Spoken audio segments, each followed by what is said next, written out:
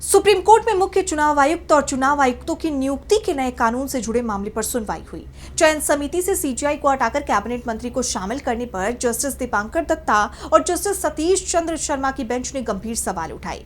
Court ने इसे कार्यपालिका के पास प्रभावी वीटो करार देते हुए पूछा कि जब फैसला बहुमत से ही होना है तो इस पर स्वतंत्र पैनल का दिखावा करने की जरूरत ही क्या है। तो क्या कुछ हुआ इस मामले की सुनवाई के दौरान और क्या है ये पूरी खबर, जानेंगे इस रिपोर्ट। सुप्रीम कोर्ट में मुख्य चुनाव आयुक्त और चुनाव आयुक्तों की नियुक्ति के नए कानूनों को चुनौती देने वाली याचिका पर अहम सुनवाई हुई। विवाद की जड़ चयन समिति से भारत के चीफ जस्टिस को हटाना है। नए कानून के तहत समिति में प्रधानमंत्री, एक केंद्रीय कैबिनेट मंत्री और लोकसभा में नेता प्रतिपक्ष को शामिल किया गया है। पूर्व आईएएस एसएन शुक्ला ने इसे असंवैधानिक और एक तरफा बताया। उनका कहना है कि इस कानून ने अनूप बरनवाल मामले में दिए गए सुप्रीम कोर्ट के पुराने फैसले को पलट दिया है। सुप्रीम कोर्ट ने भी चयन समिति के ढांचे पर गहरी चिंता जताई।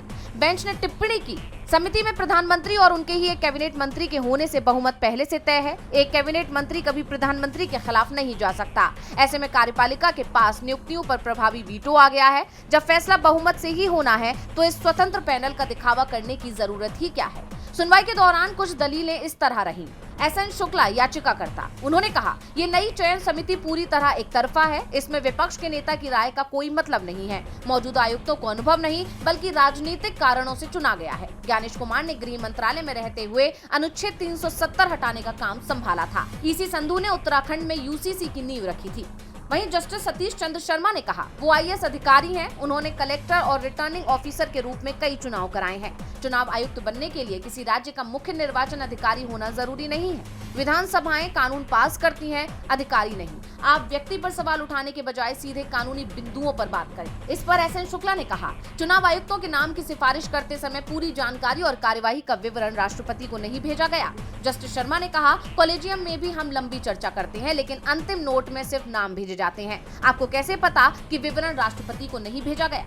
इन दलीलों के बाद सुप्रीम कोर्ट की बेंच ने कहा, स्वतंत्र और निष्पक्ष चुनाव संविधान के मूल ढांचे का हिस्सा है। सीबीआई निदेशक की नियुक्ति में जब सीजीआई शामिल होते हैं तो चुनाव आयोग जैसी अहम संस्था के लिए स्वतंत्र प्रक्रिया क्यों नहीं हो सकती। इस पर अटॉर्नी जनरल आर वेंकटरमणी ने कहा, ये याचिका बिल्कुल सतही है। सिर्फ नया कानून बनने से ये मान लेना गलत है कि चुनाव आयोग स्वतंत्र नहीं रहा। जब तक आयुक्तों की कार्यप्रणाली में कमी साबित न हो, आरोप बेबुनियाद है। सुप्रीम कोर्ट ने साफ किया कि संसद को कानून बनाने का अधिकार है, लेकिन संविधान की अंतिम व्याख्या का अधिकार सुप्रीम कोर्ट के पास ही रहेगा, चाहे ये किसी को पसंद हो या नहीं। अब इस मामले में आगे क्या फैसला आता है, ये देखना अहम होगा। टीवी लाइव की रिपोर्ट।